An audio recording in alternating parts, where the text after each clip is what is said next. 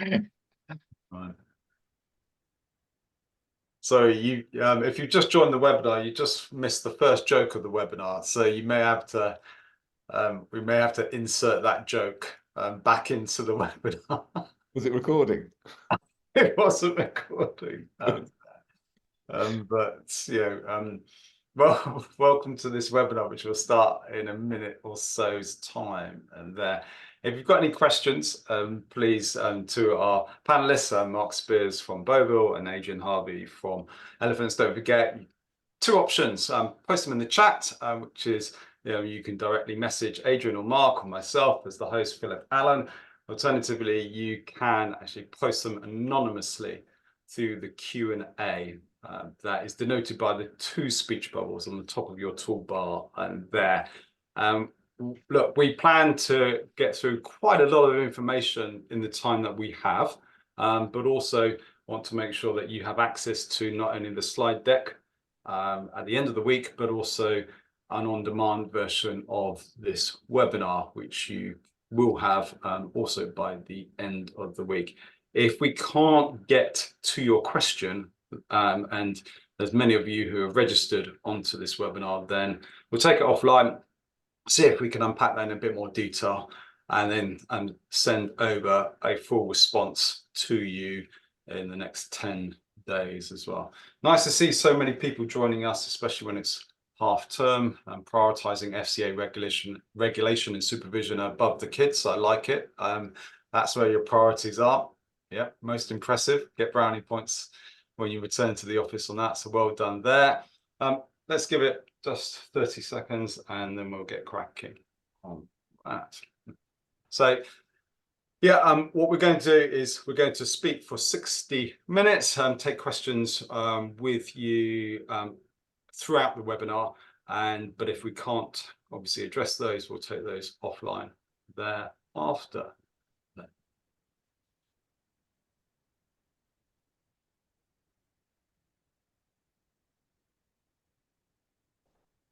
Wonderful. Let's get going there. So staying on top of FCA enforcement and supervision. Good to see you all, and good to see Adrian and also Mark from our partner firm on this webinar, Boville, as well, staying true to his word that he is a webinar aficionado on all things there. So one of the things that we're going to do is to talk through a number of key issues that we at Boville and also at Elephants Don't Forget have actually picked up from previous webinars that we've done in the past. And this is a whistle-stop tour, but we want to make a lot of focus on 3 or 4 issues that we found, that organizations are really struggling with. And what we wanted to do is actually look at these issues, have a deep dive in them, get your responses through the poll questions that we're going to be asking you, and also get some knowledge sharing going between webinar attendees, as well as the insights and understanding from panelists there. And the great thing is that they're not asking for your vote on the 4th of July. And so therefore we can share opinions. Hopefully this webinar will have more content than the average manifesto. So, that's all good as well, but let you be the judges of that there. Topics of discussion, 5 key points. Making sense of obviously regulatory powers and the intervention powers which the FCA have used over the last 12 to 24 months. And also, what does that look like in the future there? How do you avoid enforcement action in the future?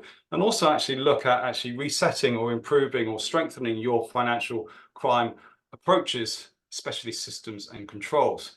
Demonstrating evidence, obviously, we know that consumer duty board reports have to be done and dusted by the end of July, and see where are you with that and how can we support you in making sure that consumer duty is BAU activity, and making sure that you've got the right data NMI to evidence that you're delivering good outcomes to your customers, and also looking at conduct breaches and case of non-financial misconduct there. If you've just joined, we are going to take questions on the fly. And if there's anything else you want to raise throughout this webinar, we'll actually make sure that you have that opportunity either through the chat or also through the Q&As. Please note that when you actually submit your question through the Q&A. You can tick the anonymous box if you don't want to disclose your details to either ourselves or to webinar attendees on this session there. So we like to kick off all our sessions with a poll question. So the poll question, very simple. Your participation is gratefully received because it gets us a sense check of how to make sure that we're focusing on the issues that impact and affect you.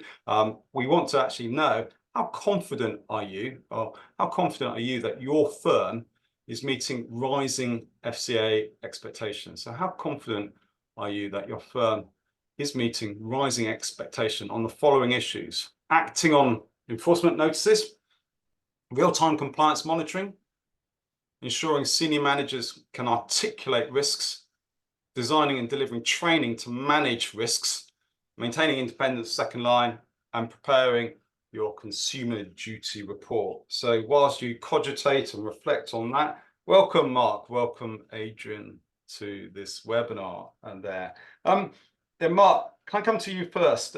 We pulled off some data from various sources that we'll share with webinar attendees over the next 30 to 40 minutes there. 562 cases, open enforcement cases, related to 224 separate investigations. That's the lowest number of open enforcement cases since 2017 to 2018. Reasons to be cheerful? Depends on who you are. I think it is in one sense, but it's not surprising in another sense. I hate to bring it up, but COVID, we had 2 years of actually quite low intervention in the market. It was quite disrupted in the whole investigation enforcement pipeline. So it's a bit like a sales pipeline. If you're not out there developing new cases and pushing forward, then you'll have, a drop off. So one way to read the data would be, oh, well, everyone's doing much better, or two, the FCA is not doing much. But actually, I think probably this might be a more temporary state of affairs. And, a lot of these enforcement cases are 5, 6, 7 years in the making. And so you have that disruption caused by COVID. And so I don't think it's that surprising to see that cases have gone down. Time will tell if this is a permanent resetting of levels, then I'll be proven to be wrong. And then we can discuss whether everyone's doing much better or the FCA are not bringing, are not investigating and making things stick. But I think it's probably a bit temporary. Yeah, okay. Adrian, judging by the polls, and thank you very much indeed, lots of you participated in the polls. Looking at the scores on the doors here, I'm slightly confident, the biggest gaps and confidence gaps there would be putting in place real-time compliance monitoring. That seems to be the largest gap. That wouldn't surprise you, would it? No, it wouldn't. And hello, everyone. And I think that my take on this, I'm somewhat surprised at the 100% confidence, because I see a regulator that's changed their stance and is being much more proactive, despite the fact that we're not seeing that wash through quite yet, because I'm with Mark. I think it's a temporary thing.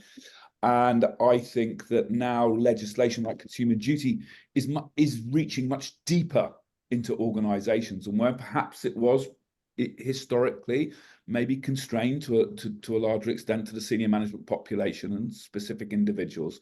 I think that now is washing right the way through the organisation, right down, and actually biting most at the front line. And I'm somewhat surprised at the level of confidence in some of those areas, particularly when we think around some of the comments that the regulators made around how firms are dealing with this issue of ensuring everybody in the firm is competent and able to operate under that legislation. Are you surprised, Mark, when you see that perhaps senior managers, confidence and levels of senior managers articulating risk and controls there, somewhat confident?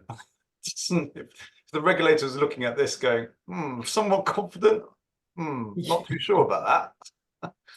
Yeah, I think this is a perennial problem, and actually goes to the heart of some stuff we'll probably cover later on, which is the the FCA's drive is to make quote unquote businesses responsible for managing and controlling their risk. Now, I think it's fair to say the majority of people we have on this call are probably from the compliance side of the house. So risk control or risk oversight, depending on how you want to think about it.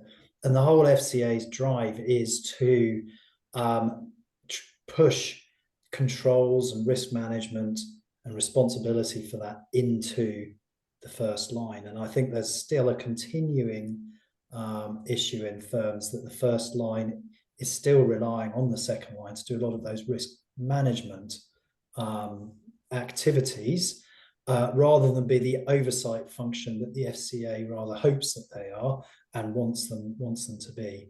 So I'm not that surprised by that. I think we'll come on to maybe a couple of cases later on that we've seen recently in supervision, where the FCA has detected that mix of first and second line responsibilities and then has gone after the firm because of it. And the regulator has moved and is continually moving into a proactive approach to systems, controls, and strengthening both of those in all aspects of regulatory expectations. Hence why we've asked the question. Yeah, you'll notice that the same answer options are available to you. But we've asked the question, how proactive is your approach to those issues that we've just asked upon?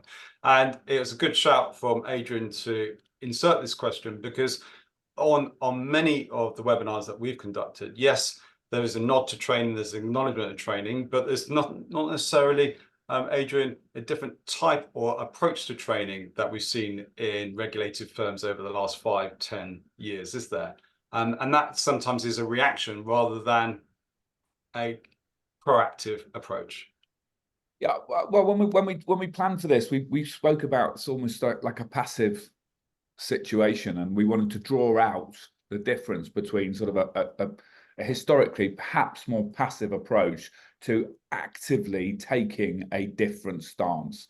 And the point about designing and delivering training, how many, it's a slightly rhetorical question, but how many on the webinar have changed their approach to employee training and competence in relation to, or as a response to, things like consumer duty and things like hybrid working, where most of the learning theory is that you're going to get 70% of your competence from peer-to-peer learning. If I'm working from my bedroom 3 or 4 days a week, what's changed? Have firms really taken a proactive stance to address those sorts of things? I noticed that from a survey we talked about in terms of data points, it was a survey earlier this year where I think more than 600 C-suite individuals in the industry, 46% of them said that they are investing in staff training, which is a good thing. I guess my point, and we're going to roll this out further through the webinar, is training in itself the answer? And I think we'll draw out that you need to go way beyond training, and you should be focusing actually on competence, because training is not the end game, it is the means to the end game. Yeah, agreed on that. Mark, when you see the results from the polls, they're reactive, certainly a lot of reactive approaches to designing and training to manage risk, but slightly concerned that it's a bit more reactive when consumer duty reports due out only in a few weeks' time there. Yeah, I think Adrian sort of pointed to how the regulations are becoming probably more intrusive into the day-to-day running of the firm, and they're going into a deeper, I guess, level. There are two ways to approach regulation. One is to see what happens and deal with it as it comes up, whack-a-mole. And the other one is to try and get on the front foot, try and work out what it means for your firm early doors. Consumer duty is a great example, right? The FCA is now coming around, and where firms are saying we haven't quite got consumer duty licked in our firm, they're saying, well, we asked you last summer to confirm whether you had got consumer duty licked or not, and basically you didn't say anything then. So it's interesting that now your board report's coming up with all these things, all these areas that that you still need to get on top of, and some of them ones that we're really concerned about. And I reckon we'll probably touch on those as we move through. When we look at enforcement action over the last 2 years, there's a clear understanding of common issues and errors, and Mark, from the stats that you see on the screen there, and also from the types of organizations that are being pinged by the regulator or flagged by the regulator. What's the read across, and what do you glean as common issues that you're obviously experiencing at Boville, and also the stats there from A&O's research? So yeah, no, research it's really interesting. 2023, they took enforcement action in 34 cases, and that's both against firms and individuals in relatively equal numbers. The types of firms targeted by FCA is interesting. You've got brokers, 26%, and retail banks and lenders at 22%. And of course, those are really the firms that have found themselves at the forefront of these actions over the last couple of years. But this, don't forget, is the end of a very long process. As I said, when we were talking about this at the start, an enforcement action takes really some time to get to this stage. So there's an awful lot of supervision and failure by the firm or an individual behind those figures that's been taking quite a long time to get there. In terms of what are we seeing? What are we seeing as being the common themes?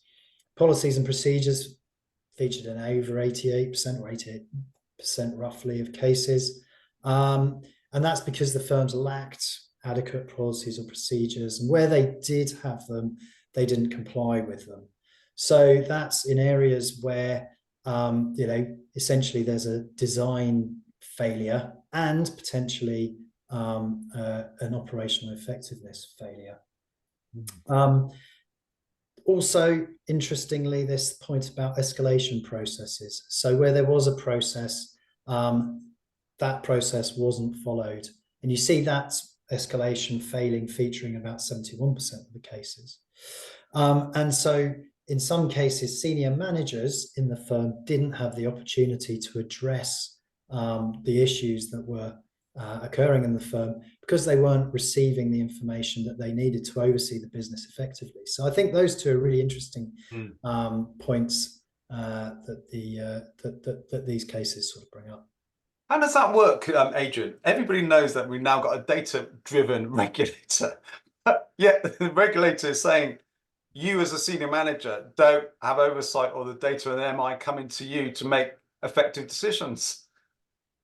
Doesn't compute. Yeah, I think there's this policy thing. So I would just draw a learning from the cybersecurity space, and the data point is that something like 95 of 100 successful cybersecurity attacks are perpetrated because an employee fails to follow a procedure that they've been trained, by the way, and or a manager fails to act on a failure. So inevitably there is a breach, and I think there's a really big parallel with where the market's going here, in so much as historically firms have trained, proactively trained, to follow the line of the previous poll, proactively train their employees on these are the policies and procedures. Well, if that worked, we wouldn't be seeing this as being the primary driver.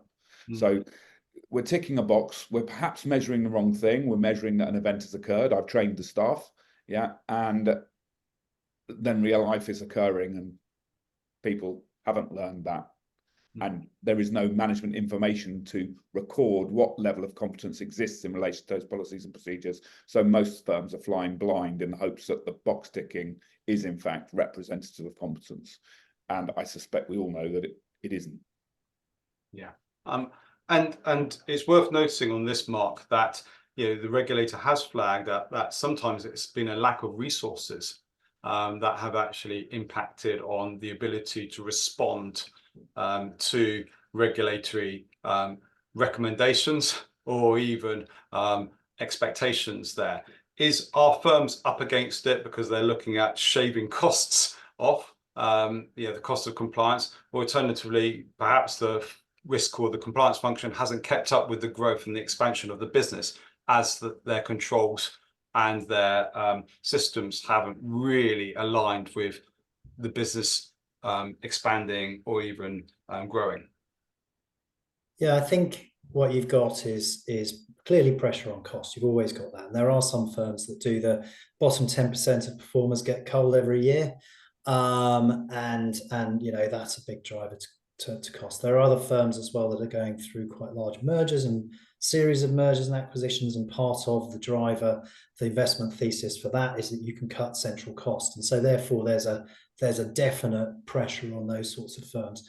And you can see the FCA responding to that and saying, well, actually, there's a complexity there. You don't have your George Bush moment on the aircraft carrier saying that the war is won, when actually all you've done is slammed together a collection of firms all operating in different ways on different systems. And actually, you'll still need to spend a lot on oversight within that environment. But when you have got a more sort of serious central proposition, then yeah, sure, you can start to bear down on those costs. I think the other point is the one that I'll probably keep coming back to, which is if you have proper risk management in the first line, then actually you can have a relatively thin layer of oversight. And if your MI and your education and all of that kind of stuff points all towards that risk management piece in the first line, then actually second line can be quite thin. The problem is it ain't. I think the long and the short of it is that still, first line isn't taking the risk management responsibility in all firms that the regulator would expect it to see, would expect to see in those firms, and therefore you've got this thick layer of second line, which then the imperative is to try and bear down on that cost. Now, if you were to shift some of the responsibility and risk management responsibility into the first line, then maybe you could bear down on that more. Well said, Mark. I completely concur, and I think that what's missing, what's stopping the first line from doing that, the management information, the data, the real-time access to information that will give them the management information to make appropriate decisions. And I think a lot of the first line leadership would be fearful in most firms. What are they going to rely on to make those decisions? So it's probably easier to defer to a second line. I just want to raise a couple of quotes from this speech by Nikhil earlier this year in March. He said, "We're not setting out to trip firms by going after technical breaches." He also said, "The more quickly and comprehensively firms cooperate with requests for data, the sooner we can conclude our work there." So when you look at motor finance response by the regulator to the motor finance industry there, do you see this more intrusive, more data-led regulator, Mark, really actually bearing its teeth now? Yeah, I think so. This is one of the sort of marquee interventions of the last couple of years. You've got Consumer Duty and the wider retail space. It all goes to a point around going after firms that are rent seeking at the expense of their client base and not adding value, or taking advantage of those information asymmetries. Now, that is not a technical breach. That is a more principles-based position that the regulator has taken. They're not saying, oh, yes, but Rule 3.5.6 says that you should do this. They're saying, no, actually, look, take a step back, look at your business model. Gap insurance, X% of customers are not getting a good outcome. Look at their interventions previously in the CFD market. Now you get the smoker's warning, 70% of you are going to lose all your money using this product. So that's the sort of wider, I think, view that the FCA is bringing on behalf of, in particular, consumers. And trying to find those areas that firms are falling down on and breaching those principles, and then going after business models. And you've seen that obviously in the motor finance. I think you're seeing that also in the AR world, the appointed representative and principal world, where principals were sort of taking some essentially certain free cash and not doing that much, is the FCA's theory, and you're seeing lots of very assertive supervision in that space. We put and we put the links up when we circulate the slides, and also the recording to each of these references. But you'll notice this if you love your FCA handbooks, there of the decision-making framework of the FCA about how they undertake enforcement action or supervisory activity there. Obviously, we've got at the top identification of harm and diagnostic tools number 2, remedy tools number 3 there. So where harm, Adrian, has already happened, the regulator is definitely turning up the screw. They're not only interested in why things went wrong, but how you're going to fix them as well. Yeah, undoubtedly. I think this just comes back to what information's been collected. I actually think a lot of it's about, I think the regulator's very interested in, do you understand why this happened? Yeah. Right. So clearly where harm has occurred, the regulator is going to jump on it much harder. Yeah. But I think the onus now is on firms to evidence that they are gathering information such that they can demonstrate that they comprehend where the policy failed. Where have we gone wrong here? And I think, a bit like the cybersecurity thing, your employees, but not through any sort of deliberate action, but your employees almost by default are going to be a root cause of many of these failures. And I would question how many of you have really got any sort of evidence to say this is something that we're able to review on a regular basis and extrapolate forward and understand the risks arising from that, which is what I think the regulator would expect you to be able to do. It would surprise me, from what I know of the market, if very many firms could articulate that and have that level of risk management. And your staff are almost certainly your weakest link, depending on what your business model is. Yeah. Agreed on that. Mark, talk us through some of the tools and the actions that the regulator can and does use. And yeah, perhaps evidence is what we've talked about before, how they are conducting earlier interventions than perhaps hitherto we've seen before. Yeah, it's interesting. And I think this ties in as well with, and this could be a potential in a year's time, 2 years' time, let's see a potential argument against oh yes, this is just a temporary enforcement blip. I think there's a wide variety of tools that the FCA is using at the moment, and we're seeing them used pretty aggressively as well. So if you think about, we were talking there about the sort of data-led regulator. So what have you got? You've got your regulatory returns, say like a rep crim or something like that. You've got your wider sectoral data interventions, so the wealth management survey under sort of section 165 type arrangement, and then basically the regulator lines up all its firms, and it looks for outliers in the data that it's being shown. Then typically what we're seeing is some sort of ad hoc request for information, then some sort of visit. And then if the regulator's not too happy with what they're seeing, there's 2 initial tools that we're seeing mostly, and that's the use of the skilled person report and also VREX, so that voluntary imposition of requirements piece. Those are where we're seeing most of the action at the moment. VREX, I think when we were discussing this before, it's voluntold, although it says voluntary. The FCA is minded to suggest that you have a VREC, and we're seeing a lot of those at the moment. Where am I seeing them at the moment? Particularly in the payment space, and my other one is wealth, and I understand from colleagues in the broker space as well. But if we look at the sort of the reasons that they are that they're being used, say in the payment space, it's because what we've seen is, the FCA was bearing down on the banks for years and years and years. So you get those enforcement cases that we've seen coming through. That's made it harder to bank some areas of industry, and so then we got the sort of payment software and then payments firms and all of the innovation around sort of EMIs and that sort of thing. So I can hold a balance overnight or for longer with a non-bank, albeit it's in a trusted relationship.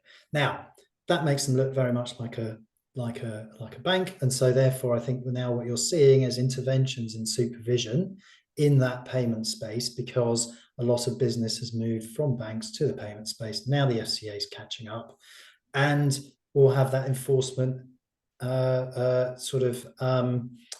belt. The interventions at the moment are in supervision, so the VREX, some voluntary undertakings, I'm sure, and then there's some variations of permissions along the way. And essentially what this is the firm agreeing to, in some ways, constrain their business while they fix a problem.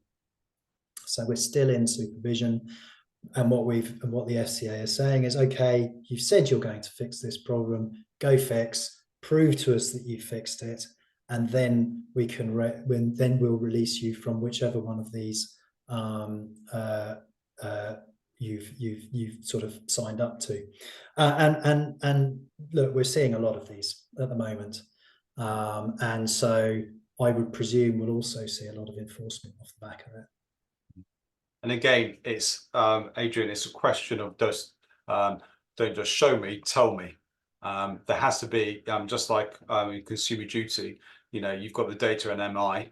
Some firms have got little data and MI to evidence, you know, good outcomes. Some have got hundreds of metrics that they can read across to, but they still have to evidence how decisions are being made, and that's got to be data driven, as the regulator is now data driven. I agree. I was on one of our webinars where somebody, a panelist, not the panelist, but one of the attendees, coined the phrase, it was like weaving rope from lots of strands. And this, I think, is what's required in terms of this evidencing. Relying on simplistic consumer detriment or, you know, complaint sort of monitoring type thing is inappropriately simplistic. And I liked the analogy of weaving a rope for a number of reasons. One is that I think that it's an ongoing piece of work. Two, what that rope might look like today versus what it looks like in 12 months' time, as firms understand better what the regulator wants, will differ. But the key point is there has to be many sources of data, and that data needs to be dynamic. You know, if it's single point in time, the regulator's all over it, and in terms of this tick box compliance approach, and they have for some time. We relate it back to employee training and competence. So many firms follow a tick box approach to that, and you are starving yourself of mission critical management information in relation to the competence of your people if you take that approach, because there is no value in that data. It simply records that an event has occurred.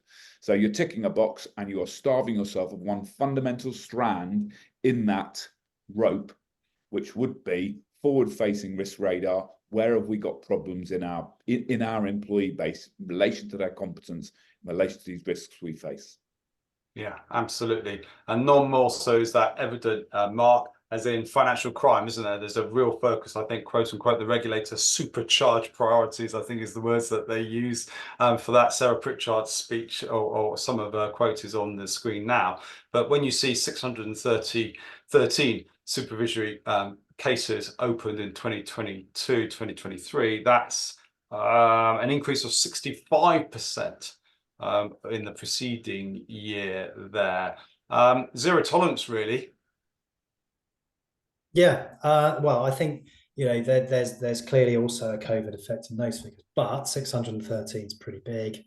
There are some interventions in the market. You know, I mentioned the rep crim. We've seen a lot of intervention around people's responses on the rep crim, and also in areas that the FCA thinks should be doing better. So we saw the recent Dear CEO letter to Annex 1 firms. And look, there are 350 proactive assessments of sanctions controls going on out there, where the FCA is putting a number of names through people's sanction screening systems and seeing if they flag up correctly. And there are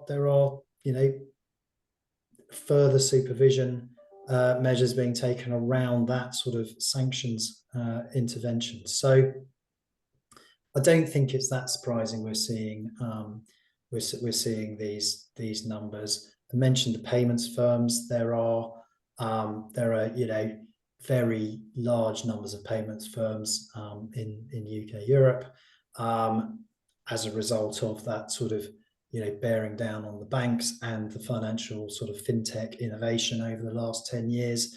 And so the FCA is clearly now sort of, pulling on the reins a little bit and trying to weed out potentially some of the less good actors. Let's not call them bad actors, less good actors.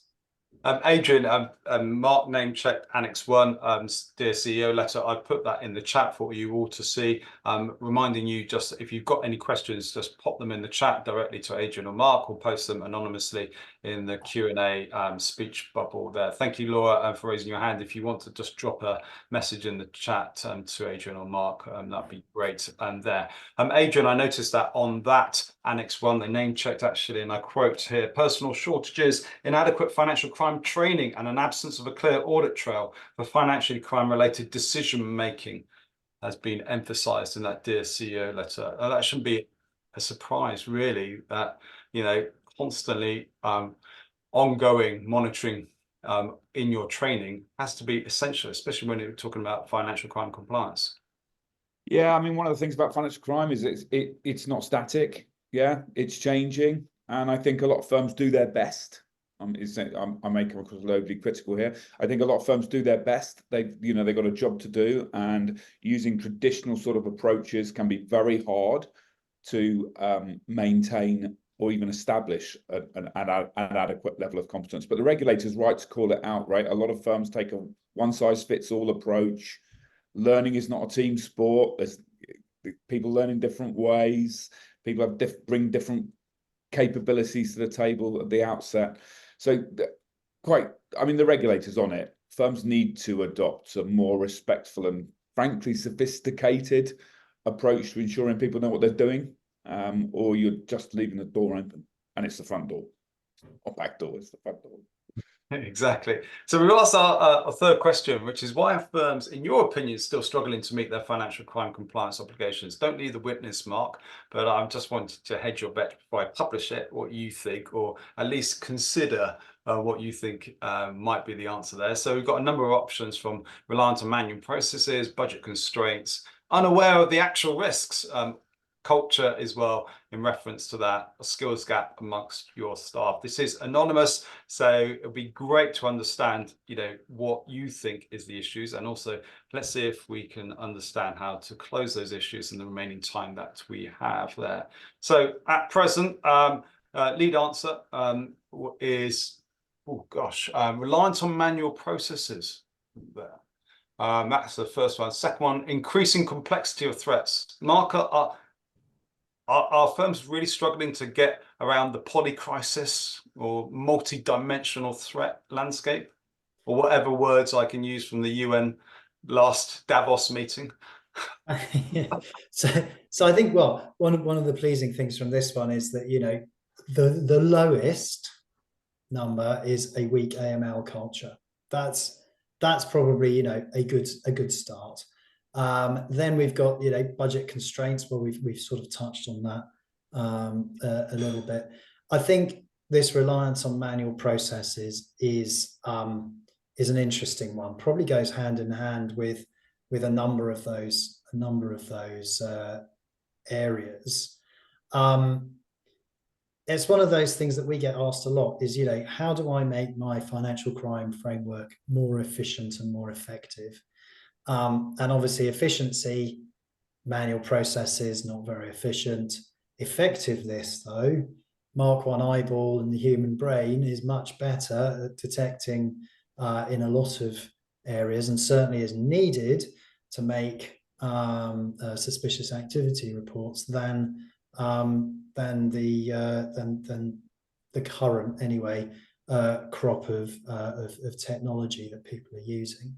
But I think when you look at what's really underlying this is firms are getting bigger, and the volume of transactions is getting more. The knowledge of individual members of staff within the firm about the customer is getting less. So what do you need? You need some technology to point you at where the problems might be. Is that technology currently truly effective? Probably not overall. And I think this, in some senses bears that out. There's a complex, money laundering in particular, terrorist financing, very complex crimes that you might not have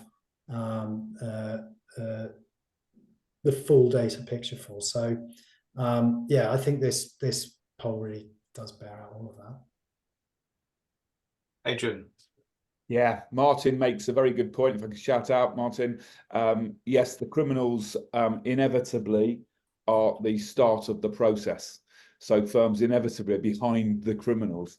And I hear a lot of people saying, "Oh, we're going to solve this with AI. We're going to do this. We're going to do that." And we're an AI business, right? So careful what I say, but I think AI has a role to play.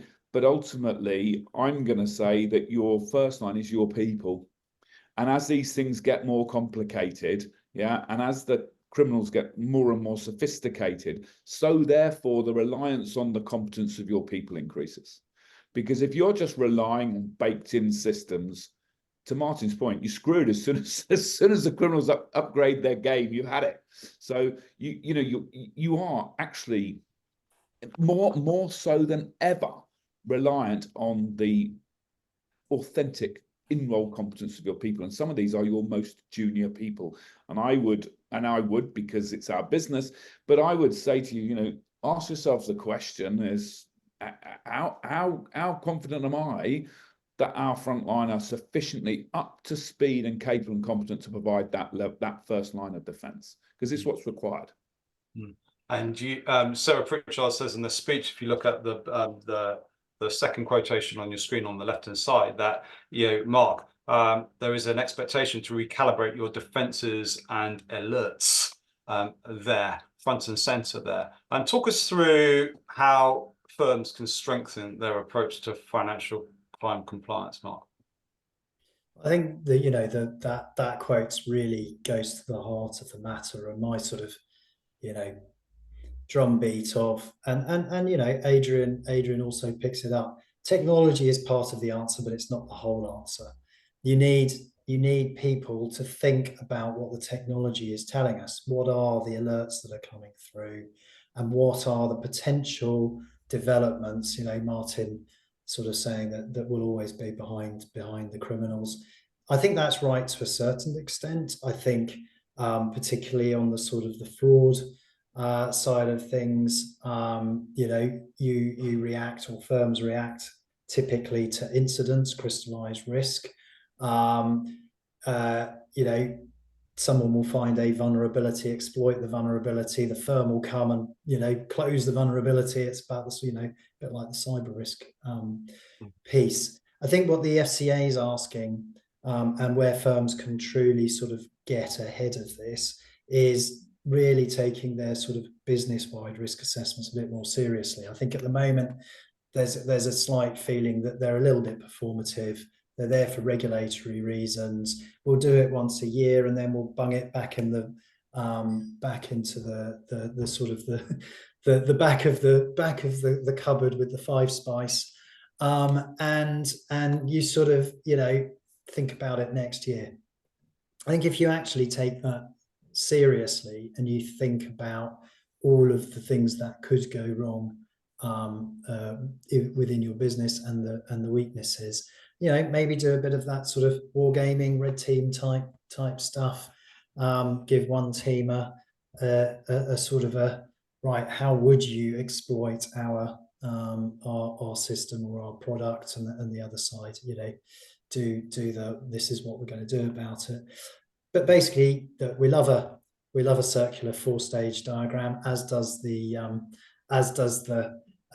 regulator. Previous couple of slides ago. Essentially, do a proper business risk assessment, look at the controls, and do some sort of gap analysis, and then go back and learn from what's gone wrong, the near misses. I think that's really important.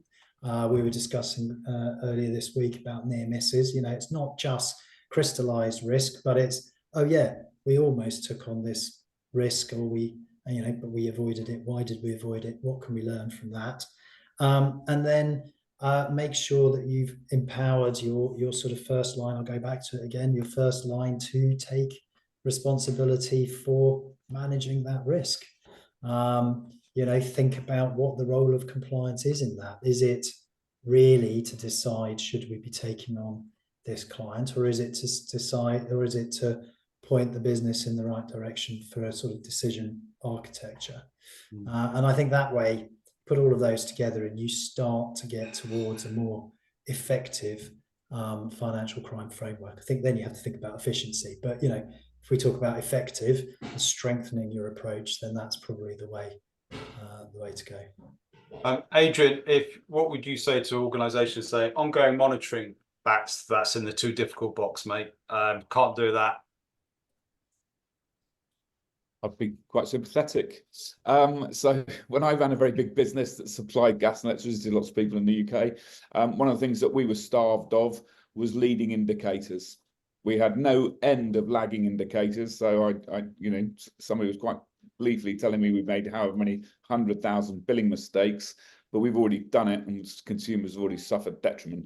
So one of the things I was always starved of was the lead indicator. Show me where it's going to go wrong. Show me what's going to go wrong next so I can take some proactive action. And in order to do this, I keep coming back to the fact that I think staff are the Achilles heel in a lot of firms' governance, because they are the first line, because probably, you know, if you take a leaf out the FCA's book, the training and competency regime is inappropriate. It's either single point in time, you know, once a year, or it's massively interval based. It needs to be continual. And if it is continual, then you will get lead indicators and you will be able to, your risk professionals better look at that data and draw conclusions for where the next problem is likely to arise. But you're only going to get that in relation to what I perceive as one of your biggest risks, which is your people competence, lack of, through some sort of continuous assessment regime. A lot of people on this webinar would quite rightly be looking for every opportunity to beef up or support their consumer duty board report, Mark.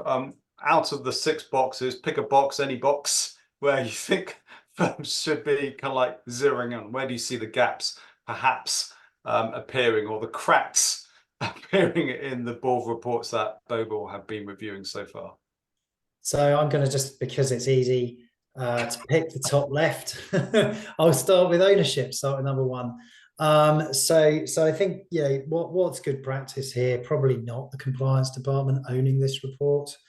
You know, you should probably think about who really owns the consumer duty risk, who owns good outcomes for consumers in your firm. Is it really the compliance department? Unlikely. Are they probably the people that have the animus and the sort of the knowledge from the FCA? Yes, so it'll probably end up with them right now. But I think to really sort of make this real, firms probably need to think about how they cast that, who owns it, who puts it together, and then think about who owns the outputs. You know, what are we going to be doing? What are we going to be doing after it?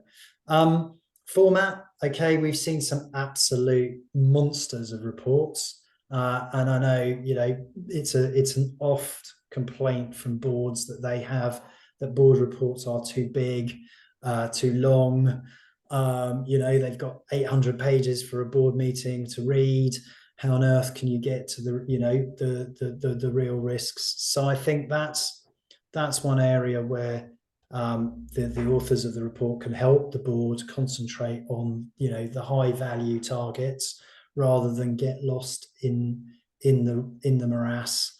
But equally, you know, a little bit of a, don't worry, it's all fine, all green, no problems. 2-page summary, probably not enough either. So it's a little bit of a Goldilocks art, but you know, firms after a couple of iterations should get through it. And you know, this should not have been the first time that MI and a report has been done to a senior management forum in a firm, right? There should be metrics, there should be data showing what good outcomes are for the products and services that you offer. And it's trying to bring those together into some sort of rational sort of annual state of the nation. They'd be my two to pick on. Adrian, scores on the doors. Which one you've been left with? 2 to 6. Data. Data. There you go. We've got a slide on that. So data gaps and opportunity to firms to really have deeper insight, better insights into customer groups, as well as actually responding and reacting proactively to delivering good outcomes. Is that a question? It could be if I put a question mark at the end of it or raise my voice. I didn't catch the question, sorry. Okay, all right. Apologies, my bad. I thought you were just rambling again. Okay. Don't worry, that comes at the end of the webinar when I ramble. Right. So Clear apologies, sorry. I'll get back on message. We'll edit this bit out of the webinar. Okay, right. Come on, get it together. Yeah, get it together. Oh, right. Okay, right. Management, MI, you said data is your priority area there. Data gaps, an opportunity for firms to basically close those gaps. Okay, yeah. Back to my rope analogy. Yeah, I think I really like this now. I keep coming back to it. Firms should be thinking about weaving different strands together, and then they should be questioning the quality and relevance and recency of those strands of data. Is this a strand of data that's going to help me complete the picture of whether or not that there's a risk or my customer's getting good outcomes, whatever the question that you're posing, and where are the gaps? And the obvious one, I'm going to come back to it. The obvious one for me is around authentic competence of your people. You know, what are you going to rely on? What does that strand look like? In my parlance, it looks like it is very weak for most firms. It will be a very weak strand, and it will be passive. And I think, to Mark's point, you've really got to get the whole organization on a front foot, forward foot, front foot in relation to this risk management. And you're not going to get it from the data sources you've got at the moment in relation to your people, I would suggest. Front foot thinking is in line with the regulator's expectations, Mark, on this. What's the expectation for senior managers to drive culture and to lead on culture and conduct? Well, I think, you know, tone from the top and tone from the middle is you know, the usual nomenclature we use with all of this kind of stuff. And clearly the FCA expects senior managers to be grasping this nettle. You know, you have poor culture being evidenced in various firms, and the regulator, I think it's demonstrated its willingness to put people through the ringer on it.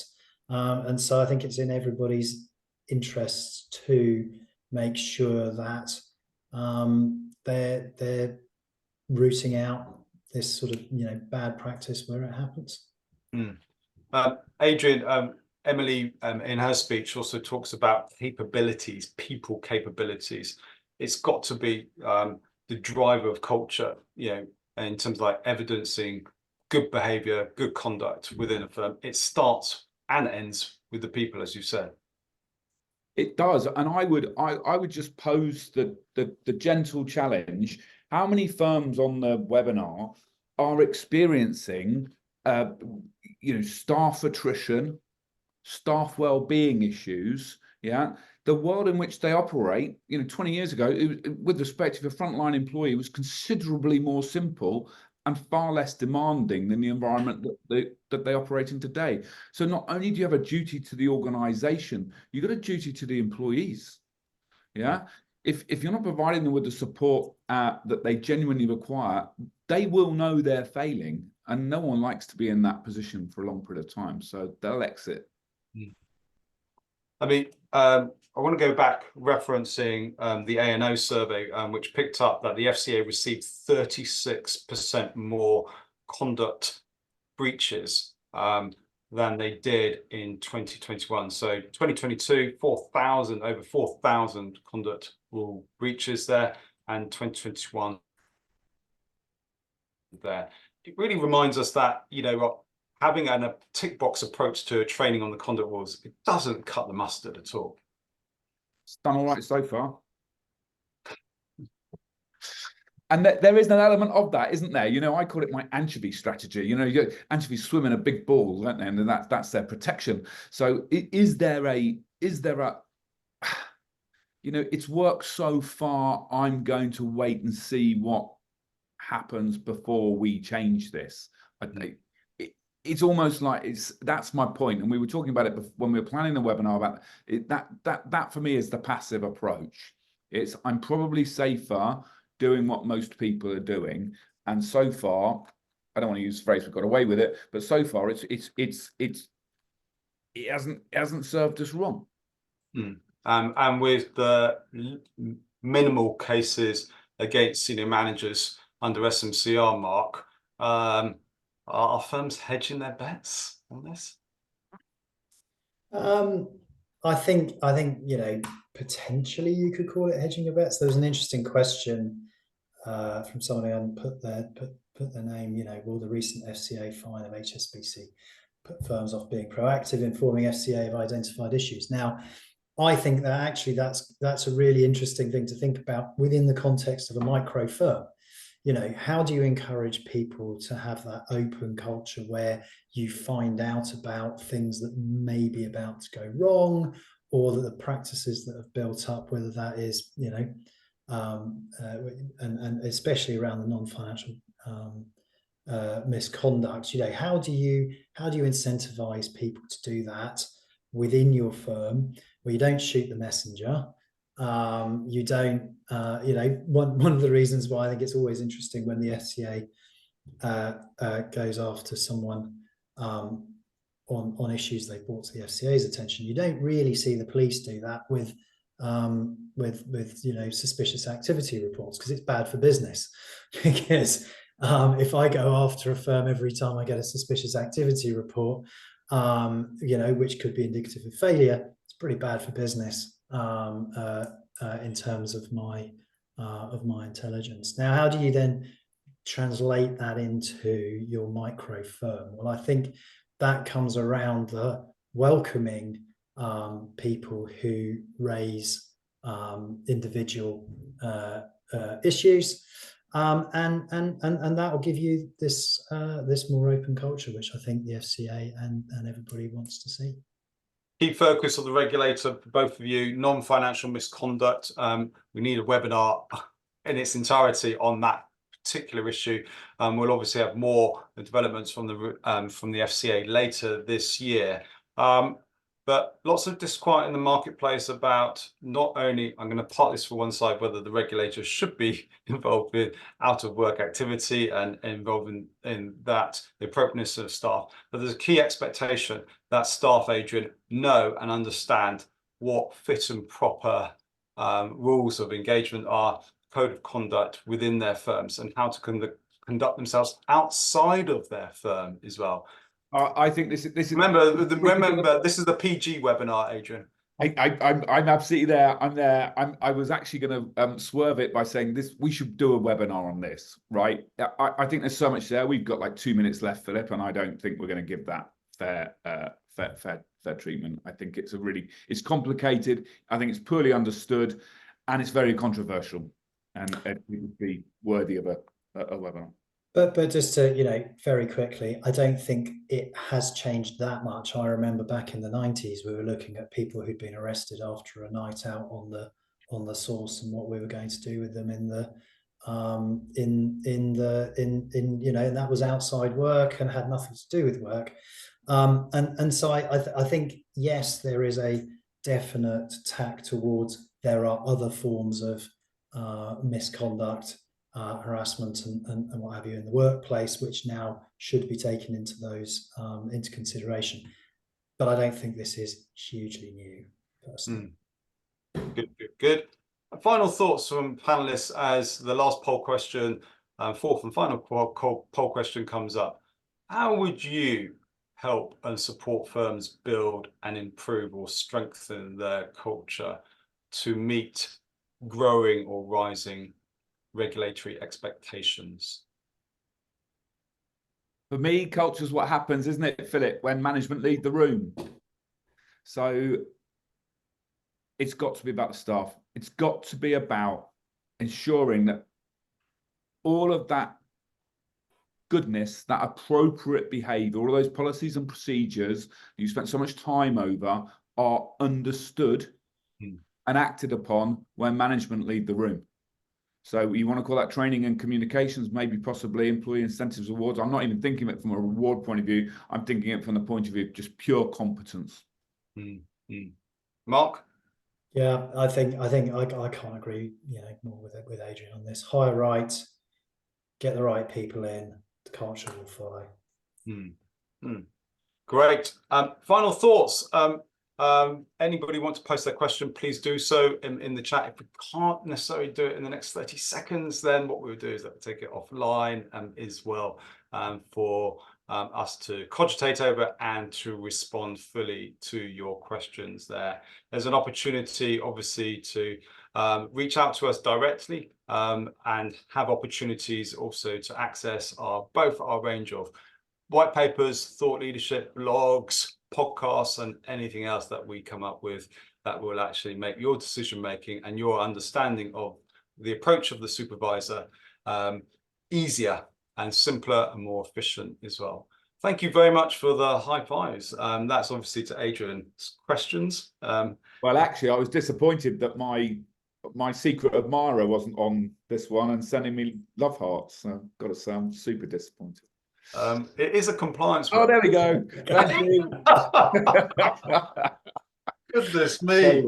You played for that one, Adrian. Yeah. No, we don't have any Swifties on on this webinar. Come on. Thank you. All right. Enjoy your afternoon, Thank you everyone. very much. Take care. Cheers. Thank you. Bye-bye. Thank you.